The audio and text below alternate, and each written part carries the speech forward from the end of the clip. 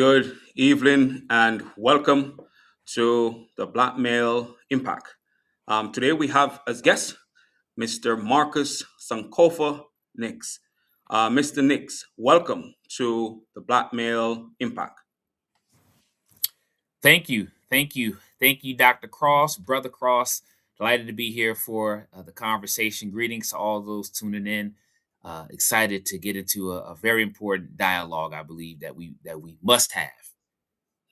Yes, I believe we're going to have a great conversation this evening. I've seen the work that you're doing, and you're doing important work, which is needed in our community for us, especially when it comes to healing. Because one of the things that we have been hearing a lot today is about trauma, which we'll be talking more about as we go into the conversation today. So, for those who are here with us, and you are joining us, I will just ask you one question, not question, one thing for us today. Please share this conversation with your network. Please share this conversation with your network. But before I introduce Mr. Nix and then I give him the floor to talk more about himself, I just want to say this: this platform was created with one clear purpose, to elevate the narrative, expand mindset, and strengthen the identity of Black men across generations. So we have a very important work to do this current generation, because when the next generation stand on our shoulders, they should be looking forward, not backwards. As we are today, we are standing on the shoulders of giants. We are standing on the shoulders of those who came before us. We are not here for surface level conversations. We are here to think deeply, speak truthfully, and lead intentionally. Black history is not just something we commemorate, it is something we carry. It lives in our discipline, our resilience, our intellect, and our ambition. And tonight, we lean into that legacy. So, just a brief introduction of Mr. Nix before we get into the conversation.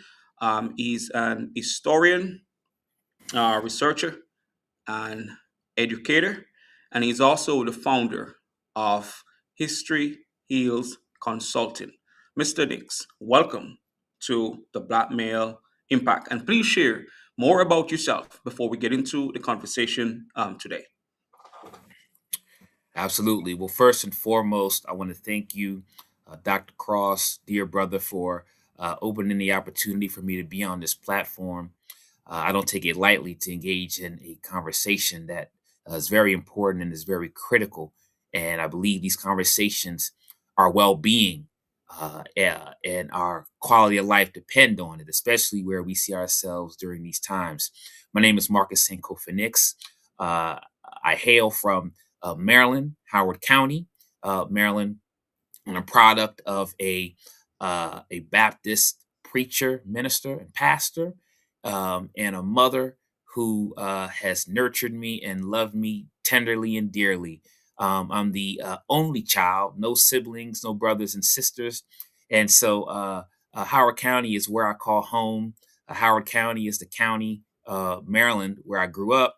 Uh, Came up through the school system, and ended up going to college, Bowie State University, undergrad in Morgan State, post grad. So shout out to our HBCUs, and I returned to my stomping ground, so to speak, and have been and was an educator for 12 years in the Howard County Public School System.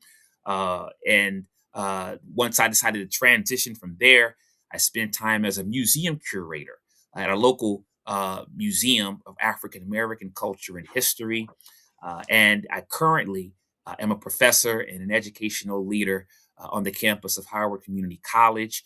And so History Heals Consulting, the entity that you raised up, is an entity, a business organization that I established a few years back to devote um, energy and effort to research and history, to be able to use that as a vehicle to push for social change, to be able to uh, heal, and to be able to foster an environment of inclusivity and belonging, especially for Black folk, for African Americans, or those who are Black of African descent.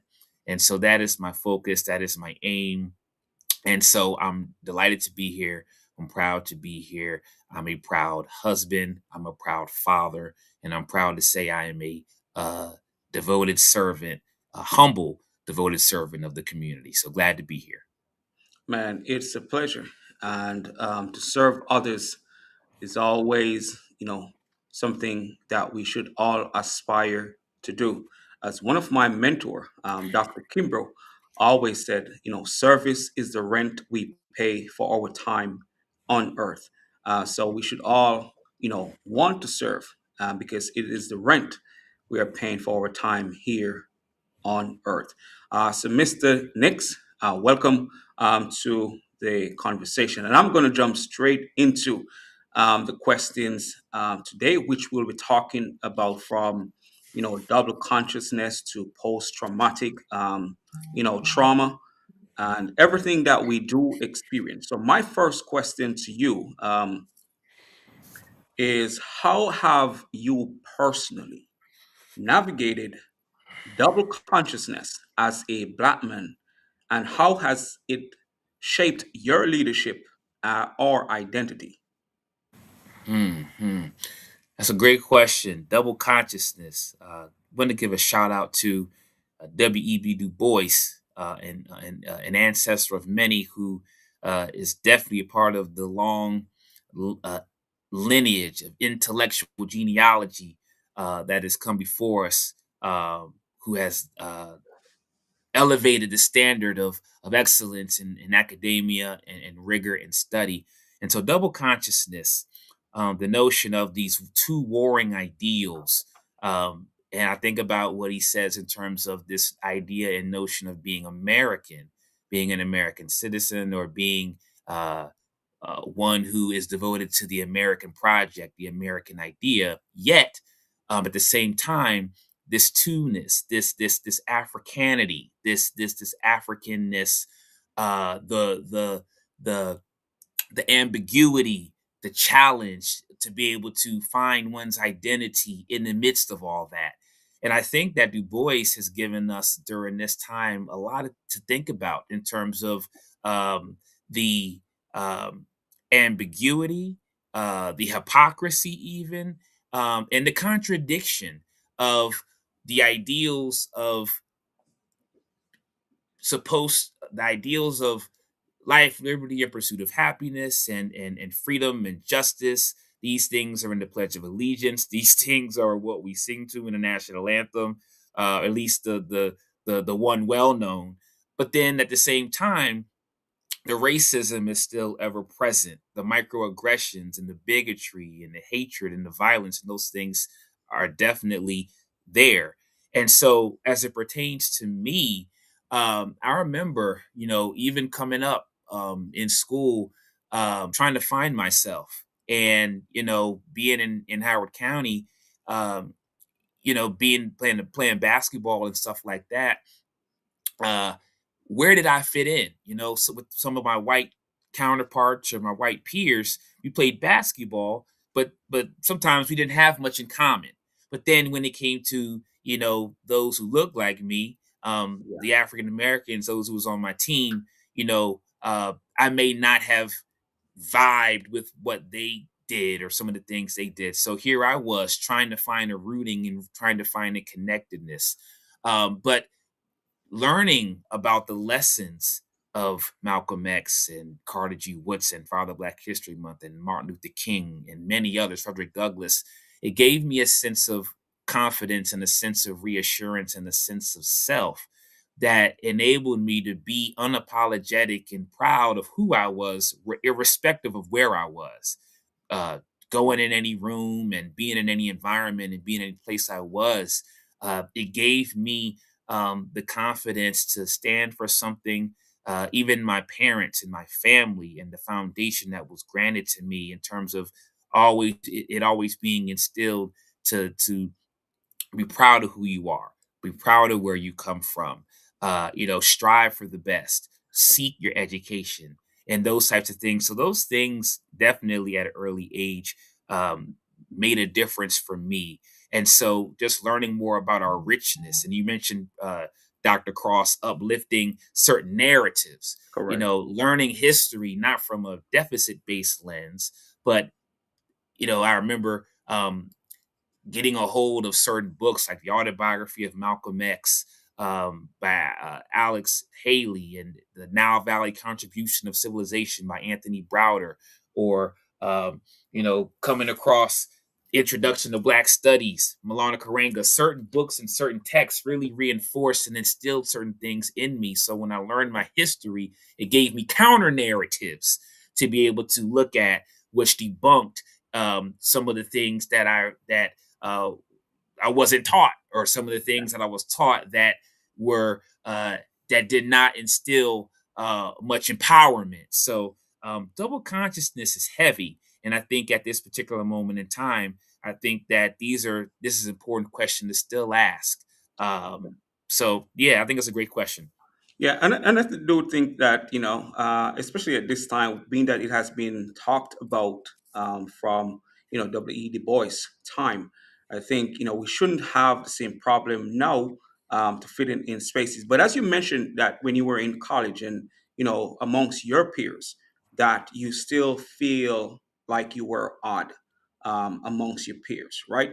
So with that, did you drift away from the foundation your parents instilled in you, or did those students who did not fit in with you move closer, especially the black students who were maybe on the team, come closer to your perspective, or you find yourself drifting whilst you were there, away from what you were taught? Well, what's interesting is I remember, especially middle on into high school, on into college, playing basketball on a lot of different teams. I bounced around to a lot of different teams, Okay. bounced around, and I was fortunate to be able to to travel a lot and play in different areas geographically, go to different schools, colleges, and so on and so forth. And I noticed that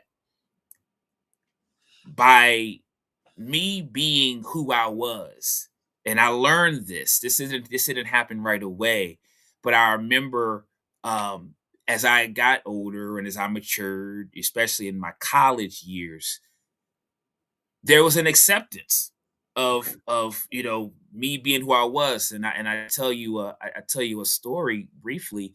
I remember when I was at Campbellsville University playing on the basketball team there in Kentucky, and I remember being there in Campbellsville, there not being a whole lot to do in the town and whatnot. We played basketball. It was a Christian college, private college, and whatnot. And so I remember after practice and after class, I would go to the cafeteria, grab a bite to eat, and then I would go to the library. And I remember going to the library and I began to read certain things. And I remember I was reading different books that Uncle Harold had put me on to. And Uncle Harold, rest in peace, who's an ancestor now, he had shared a lot of different books and things with me. And so I remember um, me going to the library and reading these books, the autobiography of Malcolm X and different things, it got to the point where guys didn't even ask, "Oh, hey, Nicks, you want to go play video games? Hey, Nicks, you want to go to this party?" Da da da da da, because they knew I was focused and driven on going to that library and reading, and that was therapeutic. It poured something into me, and so at a certain point, they knew not to even bother because they knew that I was going to go and I was about business and that I was going to go and do that, and so there's something about when a person moves with a sense of self, and when they move with a sense of assuredness and a sense of confidence, that uh, people just have to accept that. And I don't mean that in an egotistical, arrogant sense, but when you there's something that is empowering about connecting with your roots, Correct. Sankofa, going back and That's reclaiming right. and getting what you've been stripped of and what you've never been told. And when you go back and get that, it's a reawakening and it's a rebirth. And when you are able to um, acquire that knowledge, it's powerful. And so, this story that I'm sharing is not an isolated story. Correct. Dr. Carter G. Woodson, 100 years of Black history going strong, 1926. Dr. Carter G. Woodson was empowered by, his formerly enslaved parents. And he Yeah. was empowered by military veterans, and he was empowered by reading the newspaper, and he was empowered by having a chance to be able to learn his history till he went to Harvard. And when his teacher was saying that African history, there's no history worth studying. African people didn't do anything, all of that. He stood up and pushed back. And so even he pushed back in a Harvard classroom amidst his contemporaries and his professor.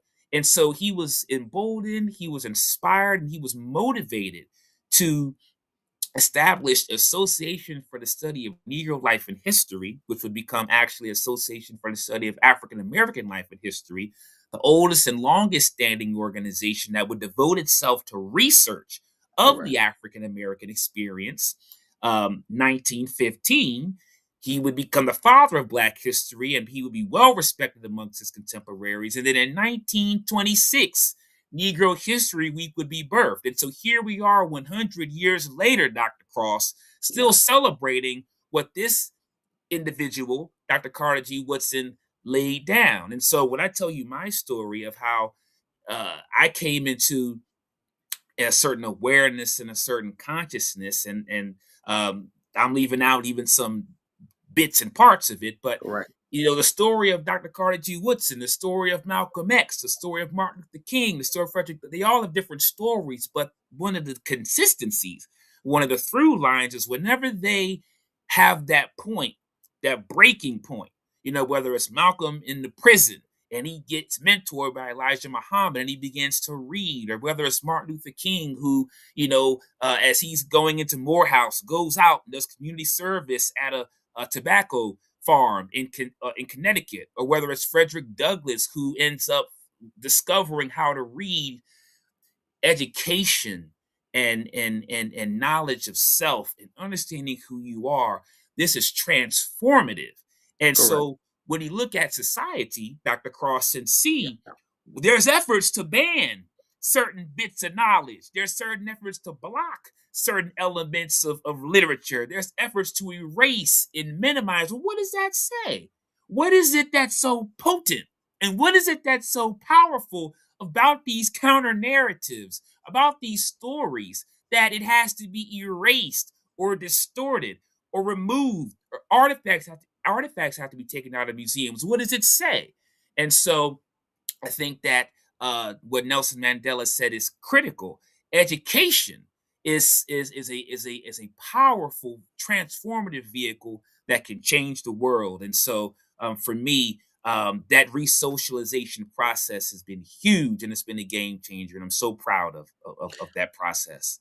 Well, and I appreciate you sharing that perspective, especially on knowledge and how important it is to liberate us from the shackles or the falsifications that we sometimes, are conditioned to think about ourselves. And once we have that foundation knowledge, we tend to challenge the narrative that society, place on us.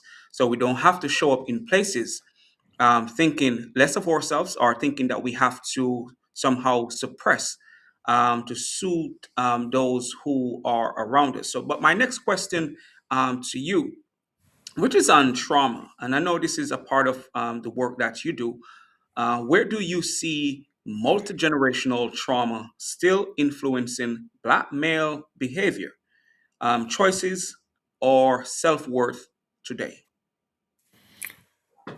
Well, it's huge, especially when you talk about Black males. When we talk about intergenerational trauma, we're talking about a cycle repeating itself. And we're talking about a cycle repeating itself that can end up having an individual or a group of people stuck. Wow. And so when we talk about some of the ways, especially with black males, how this trauma shows up, and when we talk about trauma, I think it's important to also define what we're talking about. Because oftentimes certain terms are loosely mentioned. But when we talk about trauma, we're talking about an event or an experience, and it could be the loss of someone, or it can be somebody attacking you, or somebody taking something from you, or going through some form of abuse, or going through an event and not having the capacity to deal with it or manage it. And so we become overwhelmed, and then we feel helpless or hopeless, and we feel like we don't have the resources to be able to deal with it. Correct. And so, one of the some of the things that I've noticed from our black males, as one who is a black male, but also one who has taught black males, who has mentored black males, or been a Jegna of black males, rites of passage programs, different things like that, is that abandonment is huge. Abandonment. And so, a lot of times, even if something has happened to us, where somebody wasn't in our life, or somebody walked out, or somebody was absent, or whatever the case may be, even if it is something that has been traumatic, and it's impacted how we think, our Correct. emotional aspect, how we show up in relationships with other people, oftentimes we have the propensity to do the same behavior that was done to us. Correct. They have a phrase where they say hurt people," and so there's a lot of pain in our community. And as you sat in the circle, and as we've talked, one book that I can definitely raise up and say, an individual, Dr. Joy DeGruy, amongst many, who has done a great job with just talking about this trauma piece, in terms of a foreshortened sense of future, not thinking about living that long. I've seen young men who didn't even think they were going to live past graduation, or live to be a father, because they see so many black males getting incarcerated, or getting killed. We talk about um, hypervigilance, and being anxious, and being a black male, worried about, if you're driving down the street, and, the police are on the side, your heart beating more than normal, or being insecure, being uncomfortable because you are a black man, and feeling as though because you are who you are, you're automatically a threat. And so the thing about it is, as a historian, one of the things I love to do is connect the past to the present. Correct. James Baldwin said, history is not the past, it's the present. We carry our history with us. And so when we think about, as black men, why we do some of the things that we do, right? I mean, we've been through all types of experiences. Right, the Green Book. This is not the original one, but we have had experiences as black people where literally we were not allowed to go certain places unless we had a permission. When the sun set, we had to get out of certain places geographically. And so this stuff doesn't go away. This stuff affects our body. There's a lot of anger also, in terms of black men not feeling validated, not feeling heard, not so there's actually a fully it's a fully packed question and a fully packed answer. But to get right to it, abandonment, commitment, emotion, managing our emotions, being able to be assertive, handling our responsibilities. And I want to give a shout out to the black men, and the leaders, and the husbands, and the fathers who do uh, the things that have to be done. Because even with that, there are so many narratives that talk about our black men in negative ways, and talk about the negative statistics. So we do have a lot of men who are doing great things, but I also would say there's a lot of work to still be done in terms of healing. And so our brothers have to connect with our brothers in order to be about that. Yeah, and Dr. Cross. yeah, and I really appreciate your perspective, especially on, especially you work in that environment where you have to deal with black males, and we do see the behavior sometimes. It's important that we know that it's not just because of what's happening immediately, but because of something that they may have seen in their household, and their parents or their grandparents or relative may have seen it as well. and it just keep happening in our community. But if you should say something to a black male that even work in the space, or having these different episodes because of what's happening, especially now, what would you advise that black male to do, to start working on their trauma, or to helping others to work on how they may feel that anxiety, or the challenges that they may be experiencing? Well, I think one of the things that's important, not just for black males, but since we're talking about specifically black males, is there's a lot of trust issues with our black males. Some of A lot of times we don't trust ourselves. First, let's start with ourselves. We don't trust ourselves. Um, we um, we are hard on ourselves. If we're from a certain place. I was having a conversation in my office the other day with a young man, and we were just talking about where we're from. And I noticed sometimes if I see a student around campus or whatnot, and I'm meeting them, I'll ask them, "Where you from?" And I noticed some students from certain places put their chests out, and there's some pride. Oh, I'm from such and such area, from such and such. But then I noticed with some others, even with our black males, I'll say, "Where you from?" And they'll say, "Oh, well, I'm from such and such," but they're not as confident, or they're ashamed almost. So understanding that where you're from doesn't have to dictate where you're going.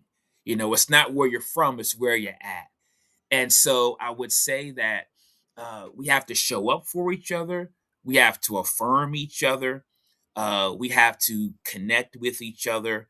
These are the things that are really, really important. And it sounds simple, but in this technologically driven world, social media, busyness, it's easy to not stay connected.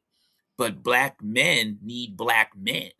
Black men need black men. We have to support each other. We have to look out for each other. We have to take care of each other, especially because oftentimes we're not affirmed in other spaces. Correct. I remember when my daughter was born, and when my daughter was in the NICU, before we could take her home, I'm going to the hospital, and they're looking at my wife and totally disregarding me, as if I'm not visible, as if I'm not there. Even though I play a major part, in tandem with my wife, to take care of my daughter. I remember, um, you know, going out and pushing my daughter with the stroller, and being overpraised, that, "Oh, this is so adorable, this is so cute, oh, look at you," like this was an exception, right? Yeah. So we have to be able to see each other. We have to be able to acknowledge each other. We have to be able to support each other. We have to be able to trust each other. And so we also have to confront.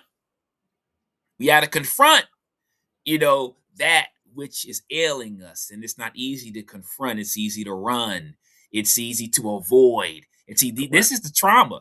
That's the trauma. The trauma is avoiding. The trauma is running. And we do this to try to be safe, or the anxiety. But then we must ask ourselves, Dr. Cross, is this sustainable? Is this healthy? We can run, but we can't hide. So we also have to get to the point, might not be right away, but we have to get to a point where we have to be willing to also address that dark place, or the source of what the root of that trauma is, in order to grow and in order to move forward. I believe that's essential. Man, you have said a lot that is very beneficial to us today, to everyone. And as you said, sometimes even when we're doing good, it is like taboo, and which those positive things about us should become the norm. But you also said a few things that I just want to point out before we get to the next question about trust in ourselves and trust in each other. And that has been ongoing conversation, especially if we're going to really move the needle forward. We have to trust ourselves, and we have to be able to trust each other. Because if we can't trust each other, how do we expect the world? Because we are going to display certain behaviors towards each other, and we are showing the world that we don't even trust us, then we want the world to trust us. So we must demonstrate that we show the world that we trust each other. And with that strength, it will only demand a greater respect from the world, because then more collective, a stronger number will move forward to whatever we are working to accomplish. Which leads me to the next question on mental conditioning. All Sure. right. What narratives about Black men do you believe we have unconsciously internalized, and how did you begin unlearning them? But before you go, I just want to acknowledge one person.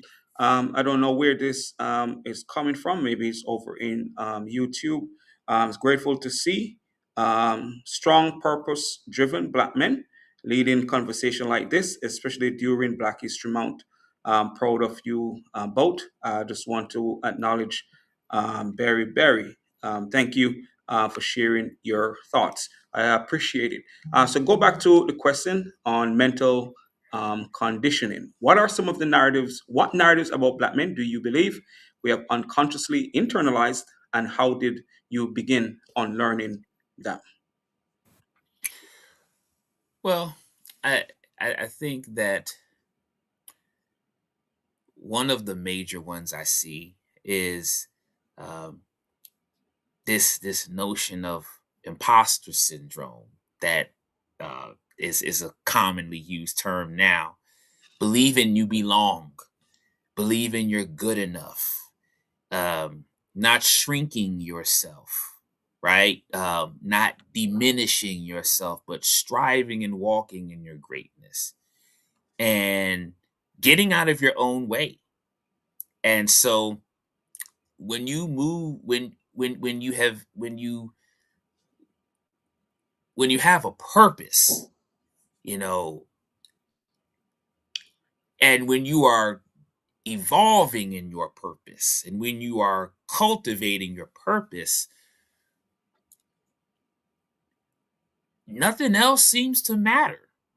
And what I mean by that is, of course, things matter, Correct. but but it's almost like a painter who is into their artwork, or a musician that is playing their instrument, right? Or playing basketball and you've hit 4 or 5 shots in a row. You're feeling it. You're in your zone. You're in what they call flow, right? Correct. You are so present, and you are so focused, and you are in this experience. You almost are beyond the scope of time and place and space, because you are just you in it. You almost ascended to another level.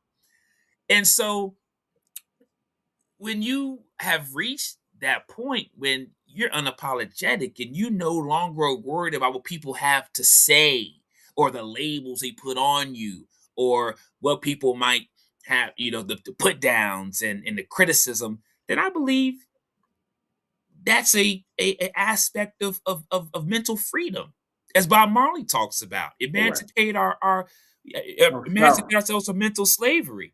Correct. I think a lot of it is, how much more would we do if we weren't worried about what other people thought? How much would we do if we weren't worried about what other people had to say, or what things would look like, right? And so I think that gets us to authenticity, right? Correct. Like, I'm sitting here talking to you, Brother Cross. Look, I got me on my dashiki top, and Yeah. I got my Malcolm X glasses on. Oh, don't get it twisted. There was a certain time I wouldn't dare put this on. Correct. I wouldn't dare do it. Why? Because I was not necessarily comfortable in putting this on as a symbol of Representing. cultural pride and Correct. moving in the world. Yeah. Or I would do it in certain spaces. But when we get to a point where we embrace all of who we are, not just the good, not just the part that we love, but all aspects of who we are, when we embrace it, then that right there is beautiful. It's Correct. beautiful. And so that's what I would say, that imposter syndrome, or feeling like we're not as good as, or we're not good enough. Who are we comparing ourselves to? Huh? Who are we comparing ourselves to? Says who? Why aren't we good enough? Why aren't we capable? Why can't we? And so that's a big one, I would say. But let me ask this question. And, I know, I know that, especially with your foundation, with your parents, guiding you the right way. Yep. And I think you may have alluded to it a little bit when you were in college, when you wanted to, go and study. Yep. Did you hear the phrase that, because you're trying to excel academically or show up in a more positive from what society may, say you are, that you are acting white?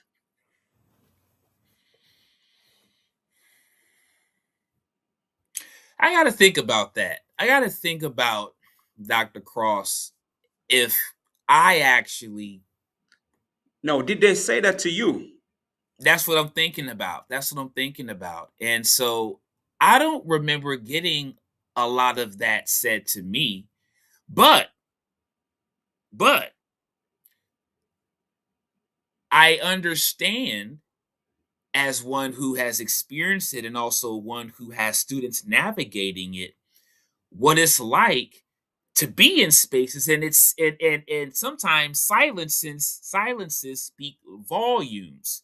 So I remember in middle school, I attended a school that was, I would say, largely African American, largely black.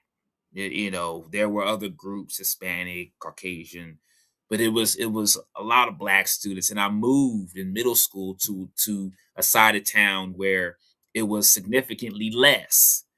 Okay. And I left my friends.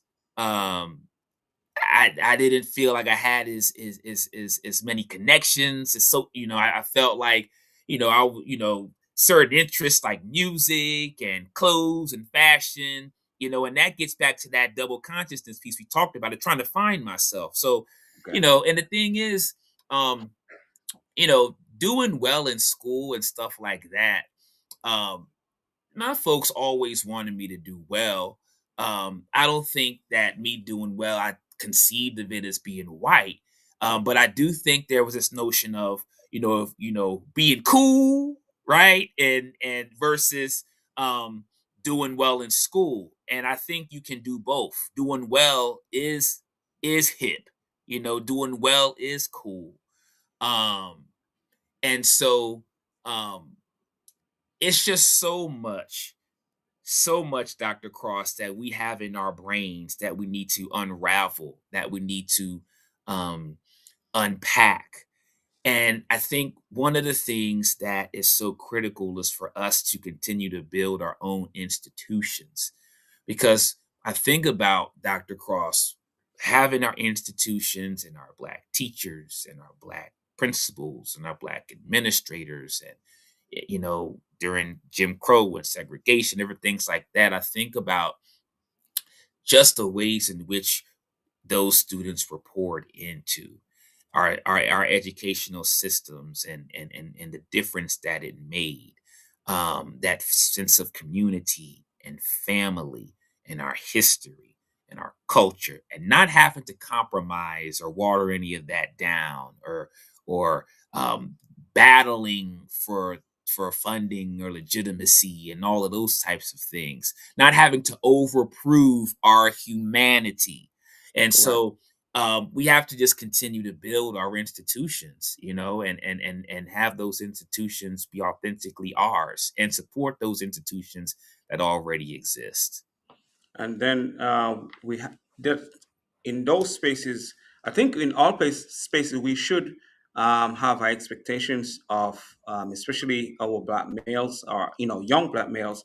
So when they get into other spaces, they know that they need to perform at a certain level. And I think that maybe what was going for you. Your parents had the expectation of you, so you didn't have a reason to dim your light, because you had a foundation where you were expected, to do, um, perform academically at a certain level. So I appreciate that perspective Yeah. on learning. Go ahead. And I was just gonna say, if we this is February Black History Month. If we look at the story of Dr. Carter G. Woodson once again, his trajectory and his story is perfectly spot on what we're talking about.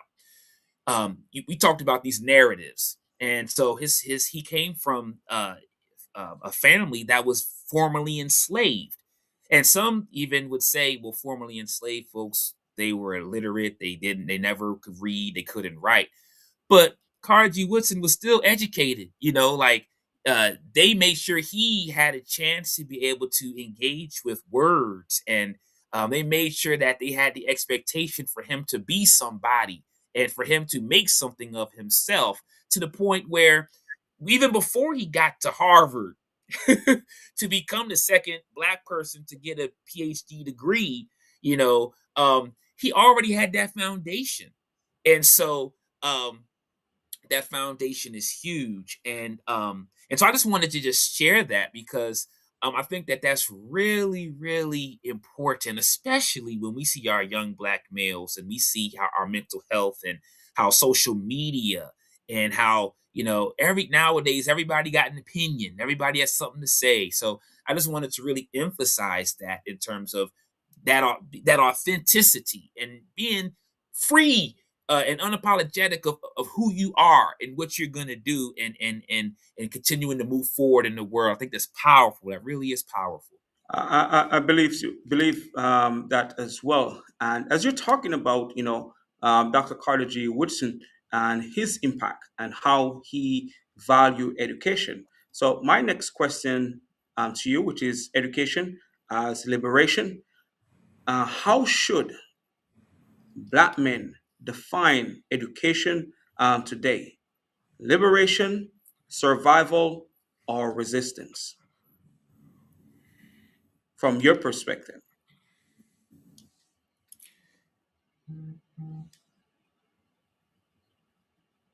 I think Dr. King said it well, where he said, character plus intelligence is the true goal of education. I would say education has to be a holistic endeavor,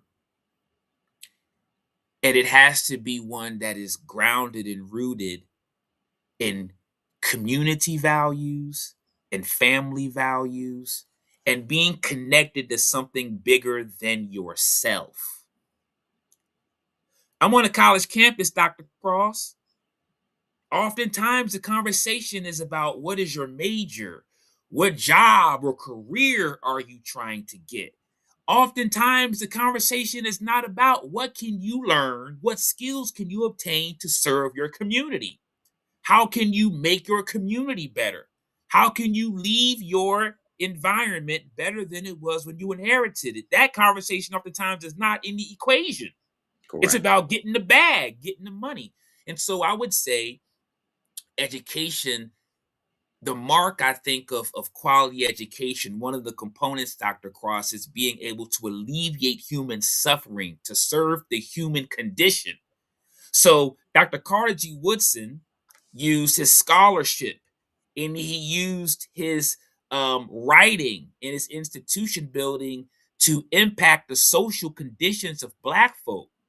Whether you're a psychologist, whether you're an economist, whether you're a nurse, whether you're a barber, whether you're a plumber, whether you're a dentist, whether you're a custodian, we have to take our skills and we have to be able to use it to serve and help other people. The individualism that is fed to us is not serving us. And Correct. so I would say when we talk about education, yes, it has to be rooted holistically. And then when I say holistically as well, I'm talking about the mind, body, spirit. I'm talking about, Brother Cross, education in terms of cultivating how we manage our emotions, our Mhm. capacity to handle stress. When we talk about education, we're talking about knowing our capacity to handle and withstand stuff. Spiritual component as well too, right? How we connect with each other, how we get along with each other. I've worked in middle school, I've worked in high school, and now I'm in higher ed. I haven't seen a class that deals with family building yet. Wow. How do you be a father? How do you be a husband? How do you take care of a family? How do you build a family? How do you These are things that are critical. These are Yeah. things that are essential. And so we have to redefine kujichakulia, self-determination. We have to define, Dr. Cross, what our values are. What is important for us. We have to define that. Well, and I really appreciate that perspective, especially being that, generations ago, we have been stripped away from our family. And that's also part of the trauma. We see parents, fathers, mothers acting a certain way.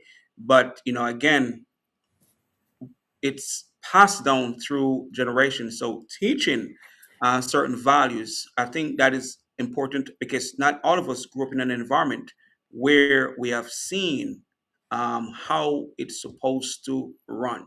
So I appreciate you on that perspective, and also with education being holistic. So, in a nutshell, it should not be only survival, and it should not be to resist whatever comes at us, and it should not just be for liberation. But I think you mean putting all three together. Yes, Liberating ourselves to survive, navigating our way, and to resist the temptations and resist the distraction. Because the more we know, especially about ourselves, the less we will be distracted by the yes. false narrative. Which leads It, me to my next question, which is on survival traits that no longer serves us. What survival behaviors do Black men need to release to evolve? well, it depends on who we're talking about. Um, I've said this before, um, and I'll say this now.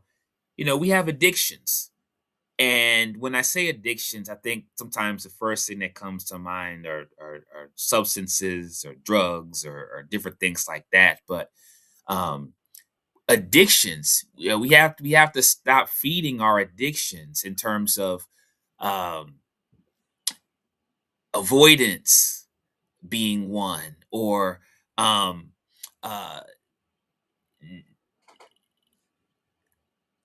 going back to the default in terms of not trusting other people, not feeling good at as not feeling seeking validation, not and so how does this thing work when a person is not validated, or when they have not been poured into, and Dr. DeGroot talks calls this vacant esteem, then a person will then do what they have to do to overcompensate and make up for that void, looking for love in all the wrong places, always in front of the camera, wanting to be, feeling this sense of importance or over aggrandizement, arrogance, haughtiness.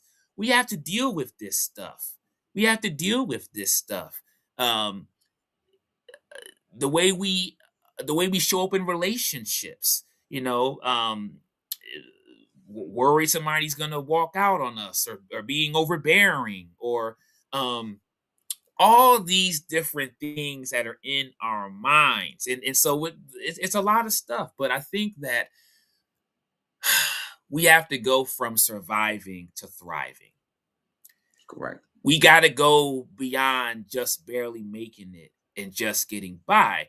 But when I say that, I say this with a very empathetic tone and an empathetic spirit, because what's indicative of where many of us find ourselves, we're lifting as we climb. We're trying to build.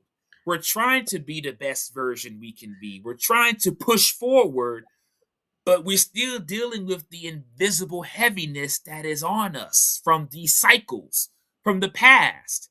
We're still dealing with, this invisible heaviness, the racial battle fatigue. We're still dealing with these narratives. These narratives are heavy. These narratives, there's a war going on inside of us. And so this is also part of that double consciousness. Even within us, we're wrestling. We're dealing with stuff, whether it's identity issues, um, racial issues, um, all types of stuff. So there's a war. We oftentimes think of the war going on outside of us, Hmm. right? And I would say there is a war, right? We look at the political climate, we look at what's happening society wide, different things. But whatever is out there, Dr. Cross, is also in here. We are microcosms of the macrocosm. And in fact, what we project, what we manifest, and what we produce is based on what's in here. So when we look at somebody's actions, when we look at how somebody treats somebody, when we Hmm. look at how somebody can deal with somebody in dehumanizing ways and not feel anything, and that's the other thing we got to do, Dr. Cross. We have to be able to feel. In order to heal, we have to feel. We have to be able to feel. A lot of times, our brothers can't sit long enough, we can't sit down long enough to feel because we're constantly on the go. We on the grind. We on the push, right? And another addiction is being a workaholic. We'll bury stuff in I'm working, right? We have these ways that we try to be slick, Dr. Cross. We have these little sayings and these ways that we say these things, but it's really the trauma talking. You know what I mean? This is me. I ain't changing. No, this is me. This is who I am. Right? This is me. Right? Or I don't give a whatever. Right? We got to examine these thought processes. We got to really examine these behaviors, these mindsets, and think about where did it come from? What's the root of this? What is the source? Sankofa. Go back and return to the source. Well, and you touched on some very important things that we hear. I use sometimes, especially when we're doing the work, we want to go the extra mile. But I think even our parents, grandparents, and great great grandparents have been conditioned that they have to work twice as hard to get just or to just get by, and so that is a part of us, right? And that's part of how we may survive. As you mentioned, that we need to go back and look and why we show up the way we do. Yes, we may have to work twice as hard depending on the environment we're in. Because I'm an advocate for you should do the work, but yes, sometimes we can overwork ourselves to the point where we don't take care of ourselves or of our health. And if we're going to evolve, there are certain things that we definitely have to change. But as you mentioned, lifting and climbing. Um, and I know you said we do, but from your perspective, from your lens looking out, should we be doing more lifting and climbing? Um, or do you think we're doing enough lifting and climbing? And what does that look like to you when it comes to lifting and climbing? Well, I think for me,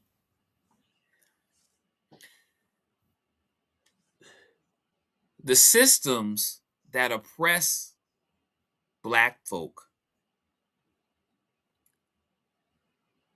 they're not going to be dismantled and they're not going to be disrupted unless there is intentional effort, deliberate, consistent effort to invoke action that can affect it so that way it can be dismantled for future generations to come. So what comes to my mind when I say lifting as we climb, a lot of folk, this is not everybody, I'm not generalizing, but part of the problem why it becomes difficult to come up under the thumb of oppression is because for many, the oppressor still takes care of them. The oppressor still feeds them. The oppressor still might clothe them. The oppressor might still um might still provide benefits and a salary and a paycheck. Now, I'm not judging um, what's going on, but I remember even Harriet Tubman. We hear the story. Everybody didn't go with Harriet Tubman. Oh, Some did, but when Harriet Tubman came back, for some people was like, nah, Harriet, like you go ahead, do you.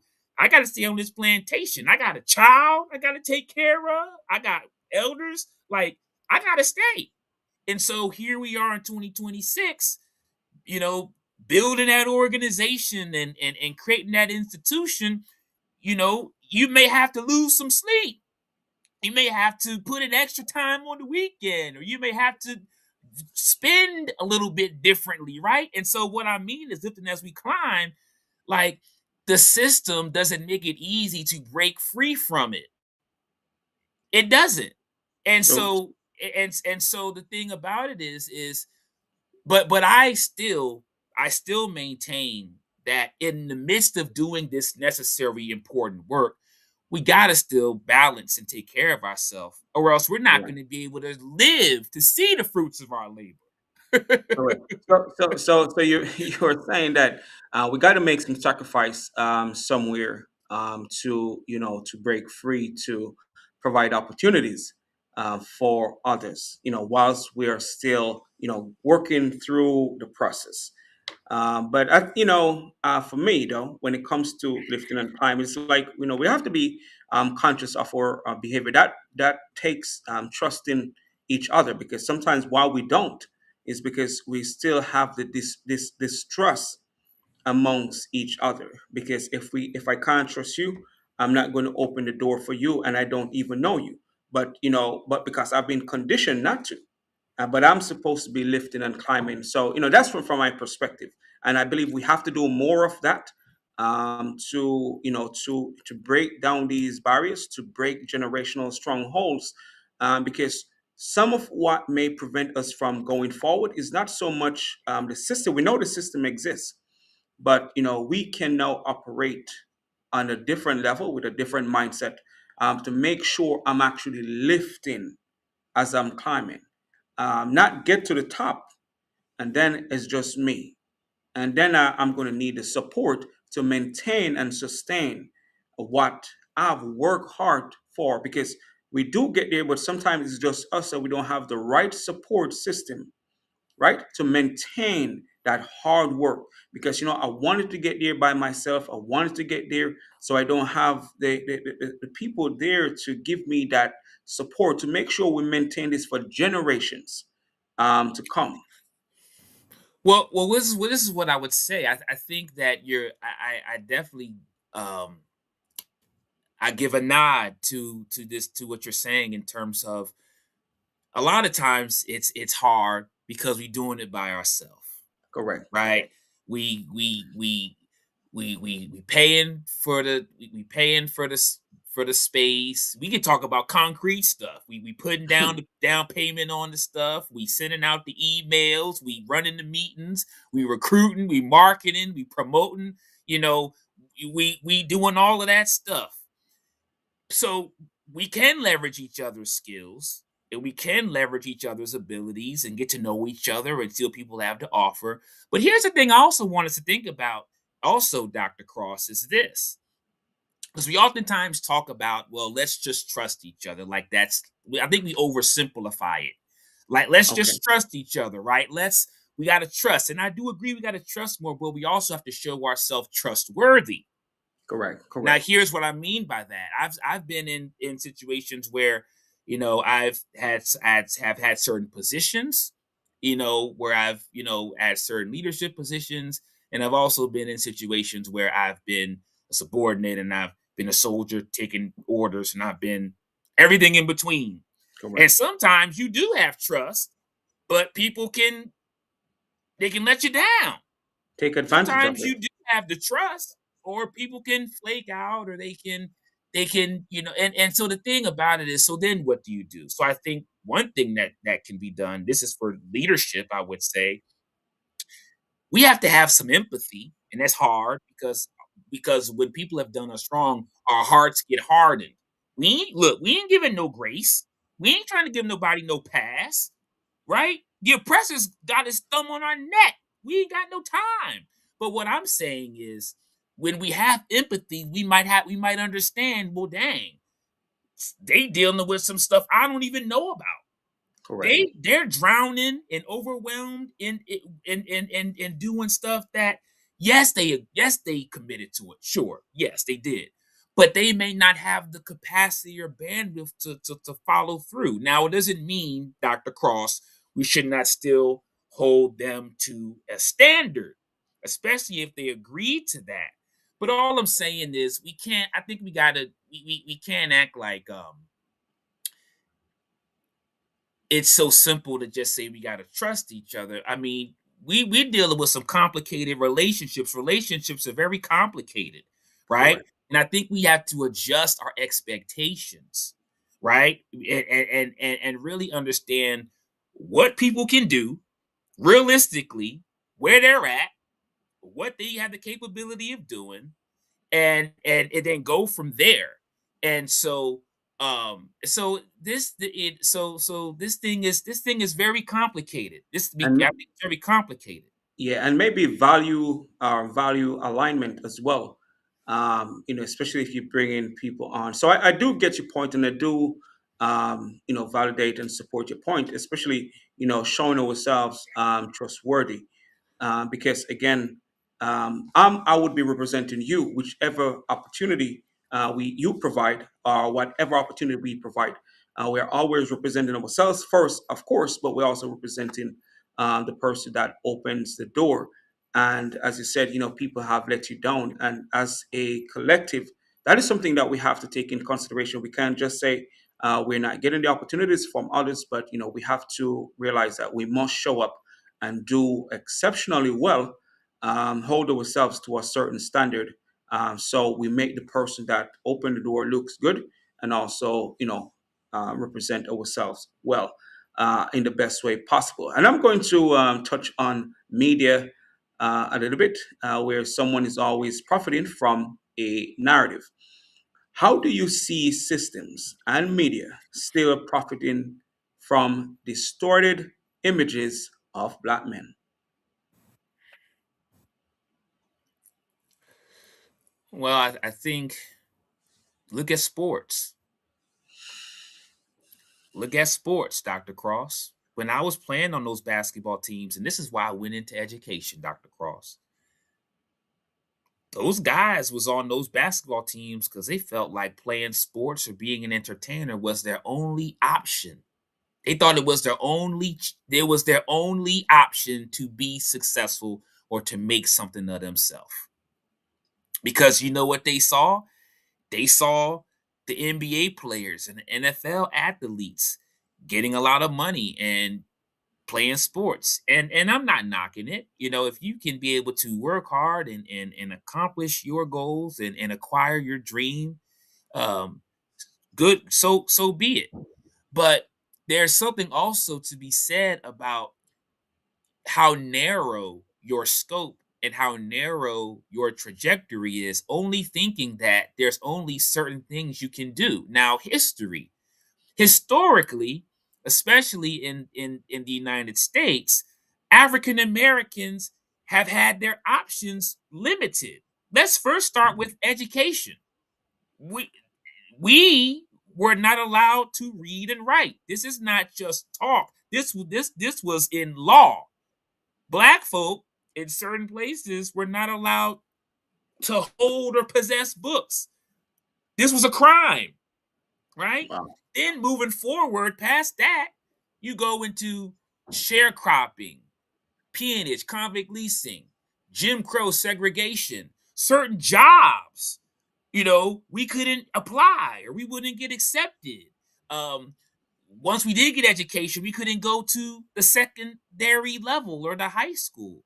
So what am I saying? What I'm saying is the media has distorted what we think we can do, our what we think we can focus. And I would also say this: let's have a more expansive definition of media. Media is not just on the screen or on your phone or TikTok, YouTube, or X, or um, Facebook or Instagram. Media um, can be people. Media can be textbooks and literature. I look at media as anything that conveys a message and communicates something from one point to the next. Correct. Media is plural. There's many different outlets and channels. And in this day and age, I would say we have more information outlets than ever, but we have less critical thinking and more miseducation than ever, because so much is put out there that is pulling and tugging at our attention. But thinking critically and breaking down ideas and contextualizing ideas, Ye- it's not valued. Who has time? Who has time? Let me just go to the comments section and see what they talking about. Or, and in Correct. fact, some of these platforms, Dr. Cross, you can't even type. Each platform is different. Some Yeah. can type a lot, but some of these platforms you can't even type a whole lot. But even still, some people ain't even gonna read it, right? Correct. So we got to really examine all of this stuff. All of this stuff is up for discussion and is up for critical examination. All of this stuff. I strongly believe that yeah, we really have to analyze a lot of things that we have been taught, a lot of things that have been put in front of us. And as you have touched on, we once have been exempt from reading, and it's like entertainment and sports seems to be the only way. And also, and I think that it still goes on today, where especially when it comes to black males, if a black male in high school perform well academically, he may not get the same kind of acknowledgement as someone who perform well in sports. So if all those kids are seeing, like, the athlete being placed on the billboard, put everywhere on campus. Maybe that's what is most valuable. And just as how parents may only show up for sports and not for PTA meetings. You see what I'm saying? So they value, and again, it's a part of what we have been conditioned to think. And you may notice because you work in, especially middle school and primary school, where, seeing, student athletes in those spaces may get more highlight than students who perform well academically, and that can discourage, um, you know, young males to want to pursue academic endeavors. Well, check this out, Dr. Cross. Even from talking to some of the elders who were around during um, the 60s and 50s, and whenever schools desegregated, especially in the South, some of them said the first students that they took, Dr. Cross, were the athletes. When it Correct. came to integrating, it was the athletes that came over. And so those athletes was able to get more exposure. It positively benefited the school that they went to, and it was at the expense of that school that they came from, that all But black school. yeah, And but and don't let me. I want to cut you. But was it because of the athletes, they giving them the exposure, or they just want to take the talent to there again, which exploit those athletes? But you can continue. I wanted to no, interject that point. yeah, so what I'm saying is they got more both. So they got more exposure because those schools had more resources to travel farther, maybe give them some better uniforms. They got resources, but and I know, Dr. Cross, there was more to it, and it was not to their benefit, because they took advantage. There was an opportunity there to use, and that's the thing that we find ourselves in. We, Dr. Cross, and this is one example. You know, you use us for whatever we can be used for, whatever we can be benefited for, and then when there's no longer a need, then let's find a way to get rid of them, right? I mean, there's countless examples of this. Even when we go back to the time of emancipation and different things like that. And the abolitionists and the anti-slave people, Dr. Cross. If we free these black people, what we gonna do with them? And that's why they tried to send some to Canada or to Haiti or to Liberia or to Africa. So that's always been the case. It's always been the case. If we're around, how can we benefit off them? And if we can't benefit off of them, they got to get up out of here. Wow. Wow. That, that is something to think about. We hear it, but sometimes we don't even take the time to analyze, those experiences and how we sometimes are being used in the spaces that we are in. No matter the space, sometimes, we're just being used to accomplish their ends. Those who are there may benefit to some extent, but maybe it's not for the greater of what's happening. They A call it percentage tokenism. Yep. tokenism, yes. Yeah. Um, Whether so whether you're in a political office, Dr. Cross, or whether you are on able to be on that team, or whether you're able to have a certain position. And see, this is dangerous because you look at the few and say, "Oh, well, Dr. Cross was able to do it, or Brother Sankofa was able to make it. Why can't the rest of them?" But when you correct.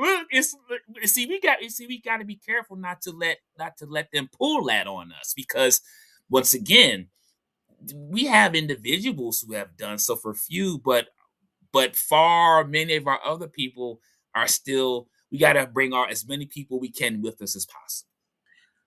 That's right. We need to bring people, open the door for others, so more of us are in those spaces. Right. But Jay Brown made a valid point here. Said once the loyalty runs out, the benefit ends. So once you may have no use, then they get rid of you. I think that's what he's saying, but he's also saying that really just everyday life that we all experience, regardless of our race. So if they have no use for you, they may just let you go. But again, maybe we may have experienced that more. I don't know because I know I've been in spaces where you know it's not always go as how I think it should. But so my next question to you, and for those who are here with us, thank you. I know I said we're going to be here from 6:30 to 7:30. We are already past the hour, and I'm not even close to the amount of questions that I have to ask. So even if we're not finished tonight, you will definitely get an opportunity to hear from Mr. Nicks again, hopefully before the end of February, just in case we don't get to the end of tonight. The questions that I have to ask.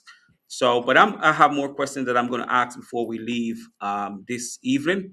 But I would just want to say to all those who are here watching, participating, I just want to say I appreciate you. And you can still go ahead and share this conversation with your group. So, my next question, which we talk about the distorted images and how that still affects black men today, or others are profiting from those distorted image. So overperformance and pressure, right? Being twice as good. We mentioned that earlier in the conversation. Just to be seen. So we got to go the extra mile. We got to do more. We got to show up. Um, do more hours. So, where do you see black men still overperforming to prove worth, and at what cost? Well,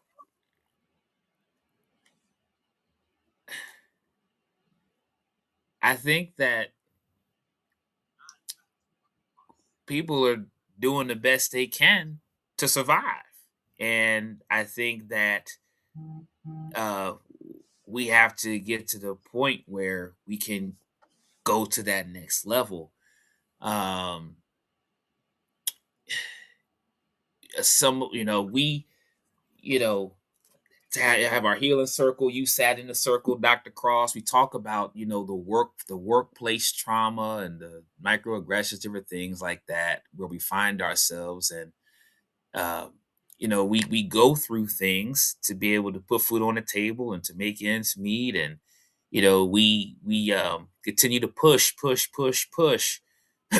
um, but the thing is, if we're doing this to try to once again prove our legitimacy, I think we still got to reclaim our minds.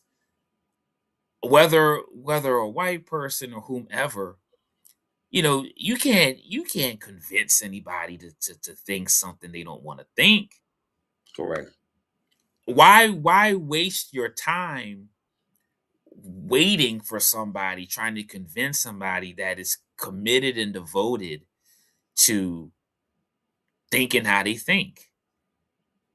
And so once again, we have to reframe our thoughts, and turn inward and do it for each other and do it for ourselves. We People are not going. A lot of times, people are not going to change. People are who they are. They are who they. And see, we want to fix people. We want to prove and show them. We want like people are going to change. And I hate. I know in saying this, that might sound, well, dang. Well, why even try to, But we as a collective can gain a lot from not seeking so much validation from other people. Now, validation, Dr. Cross, and you know this, on a certain level, this is a physiological need. We all need validation. We all need it, Correct. right? But then we got to think about, okay, well, how much is too much? Why do I need to You know, why am I in the camera, when with hardly any clothes on, seeking all this attention? Why am I in these relationships? And I'm not blaming people for being abused or mistreated, but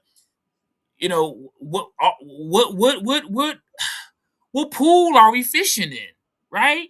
We have to also take some responsibility and some ownership in some of our own actions, right? We have to take, and that's another thing for, and I'm bringing it full circle, Dr. Cross. I'm trying to be clear here. For our brothers, we got to take responsibility for what we do, right? Correct. I'm not talking about the white man and this, and I know we spent time talking about this, to the system. So that's a part of it. We also got to look at ourselves too. We also got to look Correct. at ourselves. A lot of times you don't want to do it. You want to blame. It's other people. And it ain't me. I don't want you to tell me nothing. I know everything. We gotta get that ego stuff off too. We gotta deal with that ego and all of that as well too. Yeah. But to your point, yes, we got to take. I just want to acknowledge, highlight another, feedback from Jay Brown. Just enjoying listening to the conversation, but also to go back down here and many aspects of a loss of dignity when. Let's see how I can see this. How do I pop out comment? Okay. All right. Let's see. I go to missing. I'm trying to get to the comment here, but I'm not able to get to it. I think. Um, I'm trying to read. I can't make sense of what the comment is trying to say there.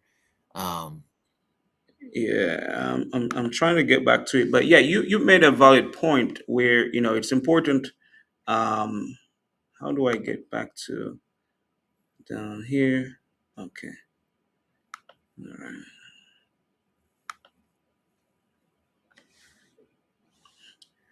All right, but I'm going to keep going because I'm not getting back to the comment area right here. Um, okay,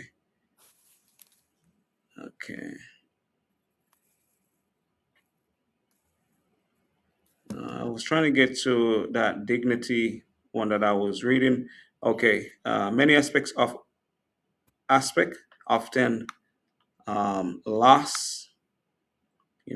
I'm skipping over this thing right here. When in reality they are simply human. Law is a field I have seen a lot of it.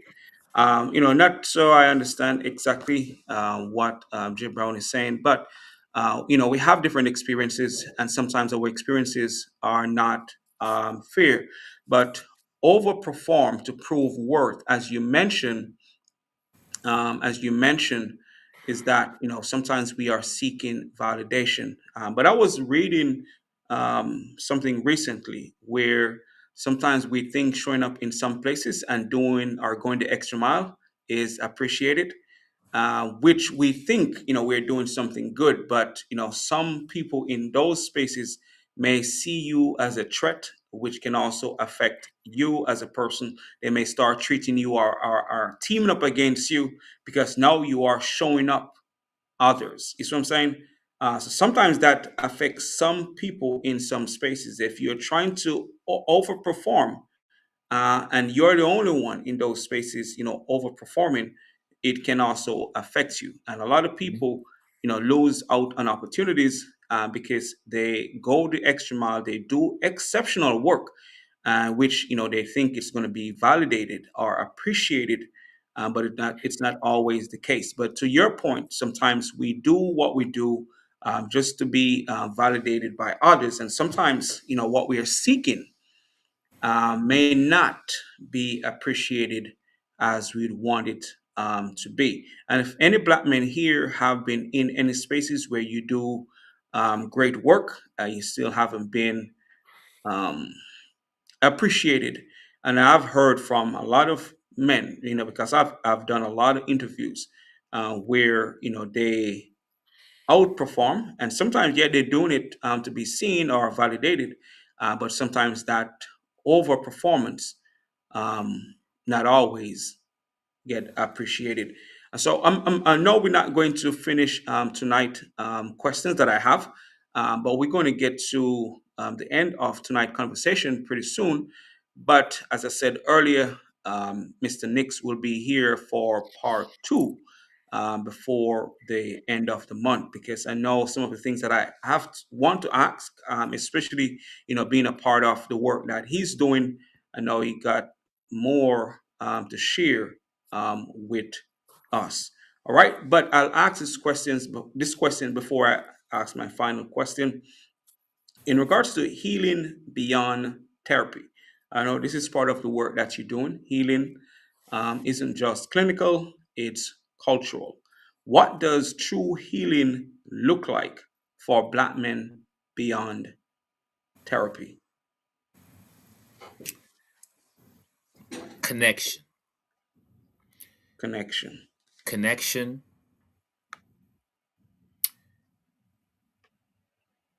I think that socialization is important, and part of the healing work is going back and really examining your personal history to understand how you got to where you are, the good, the bad, and the ugly. We have so much stuff, Dr. Cross, Brother Cross, that we have not processed. We have so much stuff that we have not dealt with because oftentimes we don't have time, or we keep pushing, or we operate wounded, you Hmm. know. But it's connecting. Whether it's rites of passage programs, whether it's brotherhood fellowships on a regular basis, whether it is just grabbing a bite from time to time, whatever the cause, the focus, or the mission, it's affirming each other. It's building and working towards something together. Uh, it could be a drum circle. It can be a meditation space. It could be exercise groups. getting together to walk every so often. It could be going to go play ball together or whatnot. It could be a Zoom call intentionally. Whatever is agreed upon, decided upon, it's connection. And we gotta also feel. As men, we gotta be able to feel.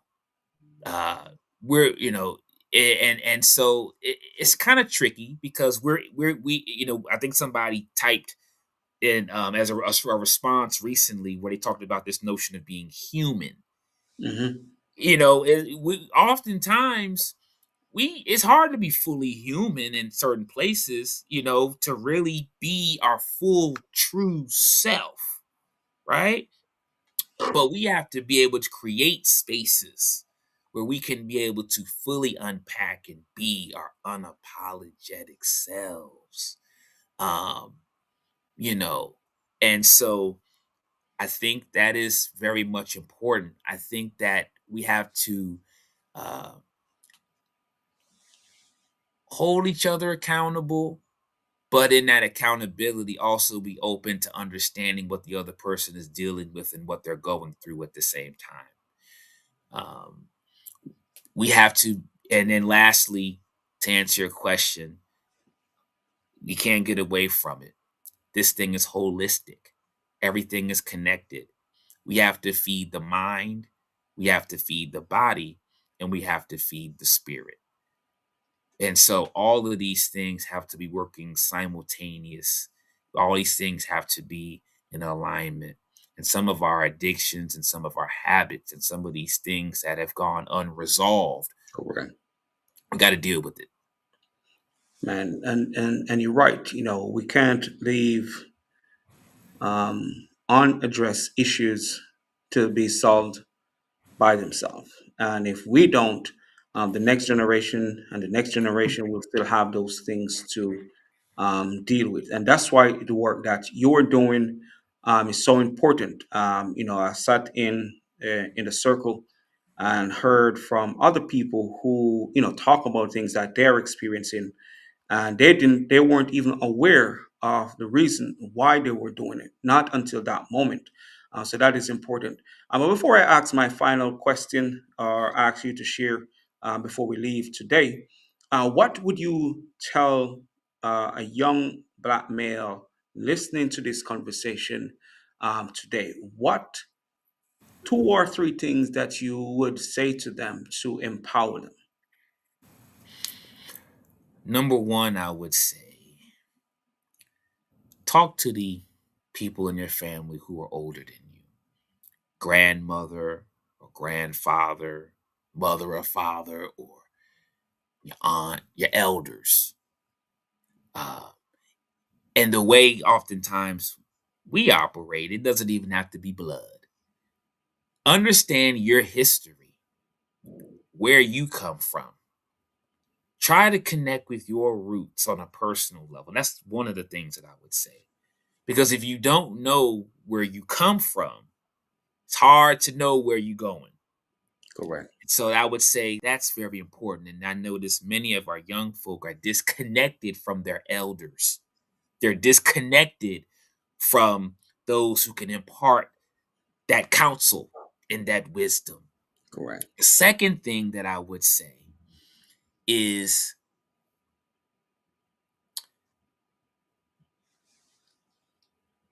try to block out the noise and what other people have to say, comparing yourself to what people are doing on social media, fitting this stereotype, trying to be this way to appease these people or to be down with these people.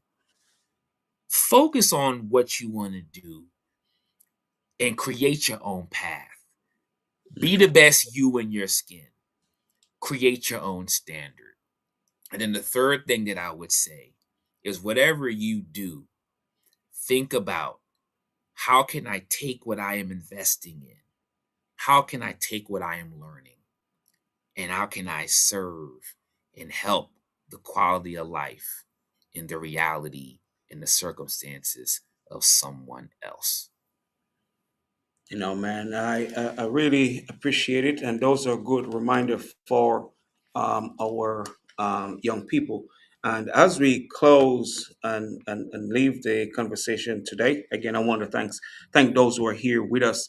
But before we go, where can the listeners find you, find the work that you're doing, so they can reach out to you and support your work? Sure, sure. Well, on online on YouTube, you can go to History Heals Consulting.